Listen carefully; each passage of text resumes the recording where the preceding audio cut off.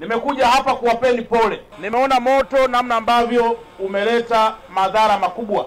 Kwa hiyo agizo langu la kwanza kwa uongozi wa wilaya, masoko yote kwa sasa tupate data halisi ya wafanyabiashara wa kudumu katika masoko hayo, ili hiyo itusaidie. Tulikuwa na soko la Kariakoo, limetupa tabu namna kupata tena wafanyabiashara kwa sababu kila siku wanaongezeka watu. Lakini jambo la pili, soko hili lazima lijengwe. Kwanza, wafanyabiashara wale baadhi ambao wameathiriwa katika soko hili wahamishiwe mara moja katika lile eneo lililoko pale la National Housing. Nafahamu wafanyabiashara hapa wamepata athari kubwa. Sasa mkurugenzi, andaa milioni 100 ifikapo kesho jioni, ambazo hizi wafanyabiashara hawa wakupe utaratibu namna gani watazitumia pesa hizo kurejesha mitaji kidogo ambayo imeathirika.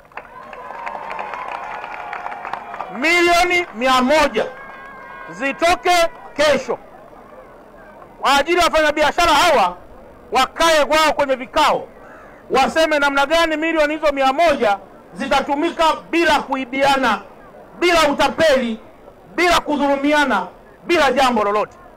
Lakini na jambo jingine, elimu kwa wafanyabiashara kuhusu umuhimu wa kuwa na bima. Bima ni muhimu, na mkurugenzi, utakapojenga soko hili tena chini ya usimamizi wa mkuu wa wilaya na katibu tawala wa mkoa yupo hapa, kabla mfanyabiashara wote hajaingia lazima ilipwe bima.